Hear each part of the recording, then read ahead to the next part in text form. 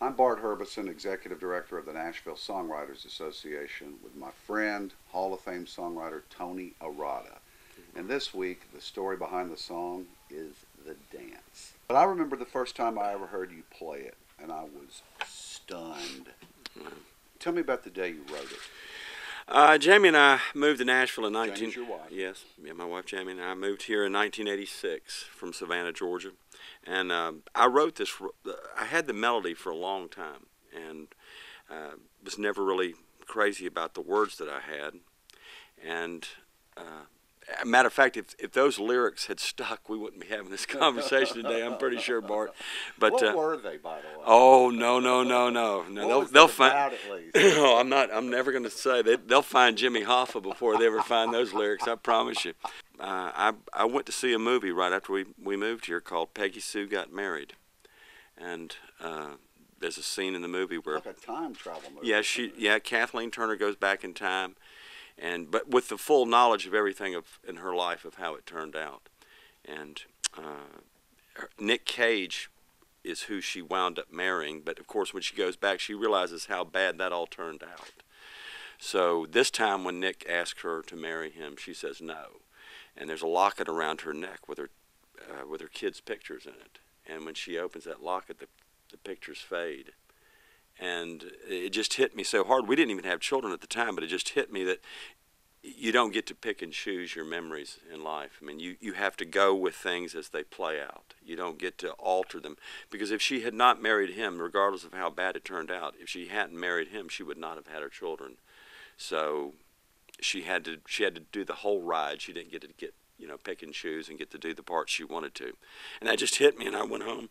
And the next morning I wrote that song probably in the lyrics that are now what are known as The Dance in probably 30 minutes. I didn't realize at the time, because I wrote it in '86, and Garth's first album did not come out until 1989.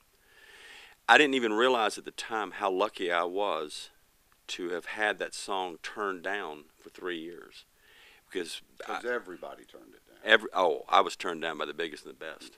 And at the time, of course, it's hard to be rejected and be turned down, but in retrospect, it was the best thing that ever happened because, one, it wound up with someone who got it from the first time they heard it. When Garth first heard that song at the Bluebird Cafe, we were doing an early show, and he said, "Pal, if I ever get a record deal, I'm going to do that song." I'll always be proud that it wound up with a songwriter. That's what I'll always think of Garth. I mean, I've seen him in every capacity, but I'll always think of him as a songwriter first. And it also wound up being produced by one of the greatest songwriters in this town, Alan Reynolds, and with some of the greatest players. I mean, it all fell into place. And I love the story about the day Garth Brooks called you to hear the record. Oh, yeah. Because they record a lot of songs more than go on the record. Right. He came by with Ty England. They were riding around in Garth's truck, and he said, "I want you to come over and hear the album." And so I went over to Bob Doyle's office, and Garth played me the entire album. I knew there were 10 songs on it. And so I was counting them down as they went by. I went, all right, we're 7, all right, 8. Okay, we're getting close. Something better happen here. And we got to number 10, and the song started. And I'll never forget, I went, I didn't make it. I didn't make the cut. Because he was actually playing you number 10, which was your song. But I didn't recognize it. Because? Well, number one, as I'll play here in just a second, I mean, mine was just a guitar vocal demo. And this thing started out with this ethereal piano in a minor key. And it was just, I went, whose song is that? I really like that. I'm sorry it's not mine, but I really like it. So there, I think, is the crux of the matter. There are not only great writers in this town, but there are great artists as well, and great producers and great musicians. And Garth took that song and made it his song. Music marks the moments in our lives, and just this song certainly has touched people, Tony. And oh well, and you just never know. You put them out there, and you never know where they're gonna wind up. One of the neatest things that's happened to me is I've been corresponding with a soldier who's been stationed over Afghanistan and Iraq, and I've never met him. I had never met him. We've been talking for the longest time. He found me through the internet on my website and wrote me about the dance and about other songs. And he says he's been a fan, and he writes lyrics, and so he'll send them to me, and I'll let him know what I think. And we've corresponded for the longest time.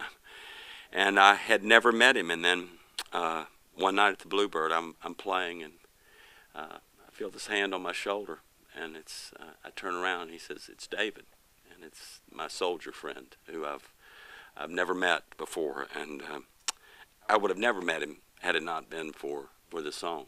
And he handed me a medallion that he's carried with him throughout all his tours, and it now is very prominently displayed in my house.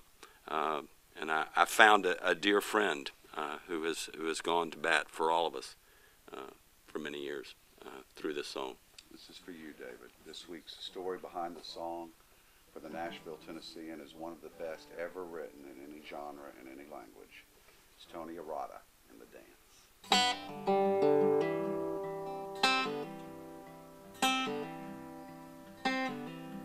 Looking back on the memory of the dance we shared beneath the stars above, when for a moment all the world was right. How could I have known that you'd ever say goodbye? And now I'm glad I didn't know the way it all would end and the way it all would go.